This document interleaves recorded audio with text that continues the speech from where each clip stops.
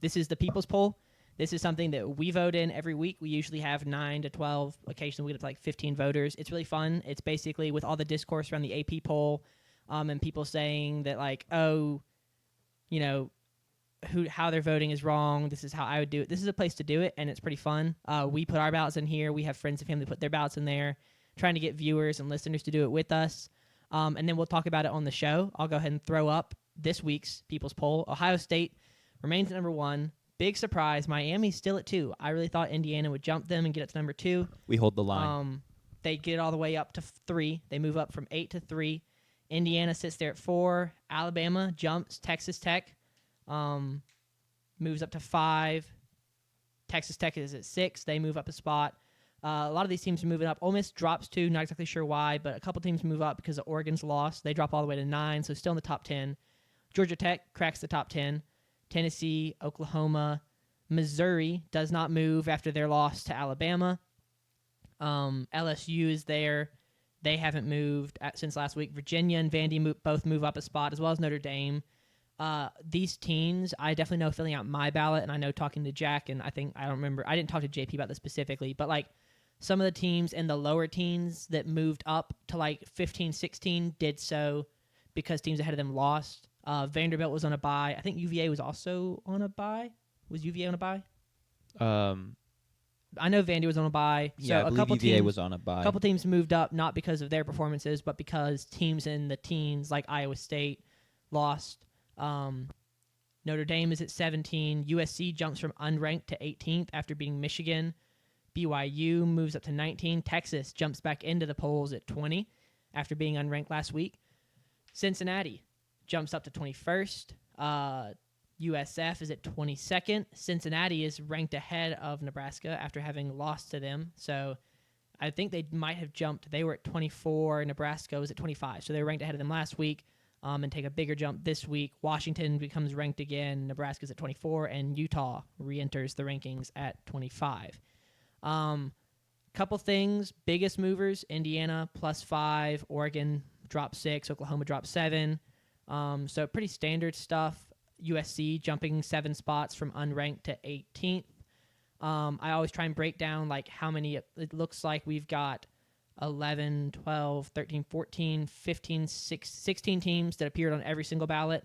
And then 1, 2, 3 teams that appeared on all but one ballot. And I don't have the notes for exactly who those people were, but we can take a look at a couple individual ballots. And if y'all want to, you have any highlights or things that we want to take note of specifically this week, JP? Well, I can tell you why the School of North dropped.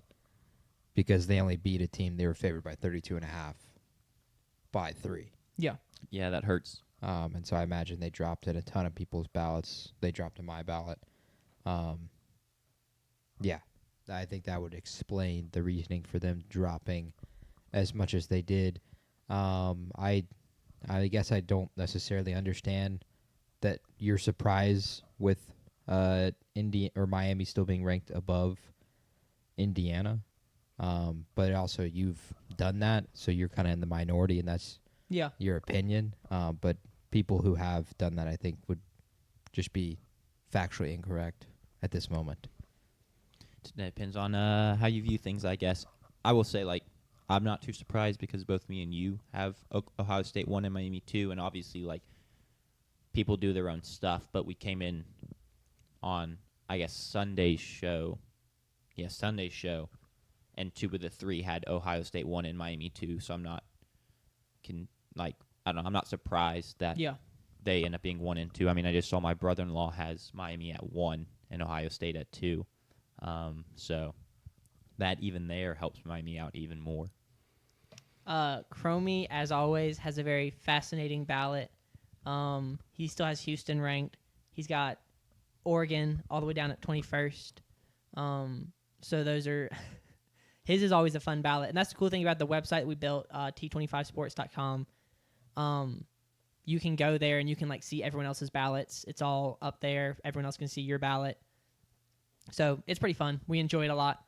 Anything else before we... Yes, we have, among a quick scroll, one of the biggest things I had problems with on with Sanders' ballot on Sunday was that UNLV was ranked higher than that of Washington. We have 4 ballots that did that this weekend. Wow. Montwater was among one of them. And then we also have 2 others in CCD F5. And Chromie. No, not Chromie. Chromie's got Washington at 12. So 3. Never mind. 3. He just has Washington way up there, Yes, so he you does. missed him. Which I guess shout out for that. What are we doing here, boys? Even in like a resume description, UNLV does not have a better resume than Washington. Yeah. So I don't know what we're doing here, to be honest. It's going to become irrelevant after UNLV loses this weekend to Boise State. Yeah. So, thankfully, somehow UNLV didn't make our full 25. So. Yeah. I try and break down the conferences. We got 1 American, 3 ACC teams, 4 Big 12, 6 Big 10, 10 SEC, and 1 independent. I don't have last week's conference breakdown pulled up, so I can't do the side-by-side comparison. But that's your conference breakdown for the week.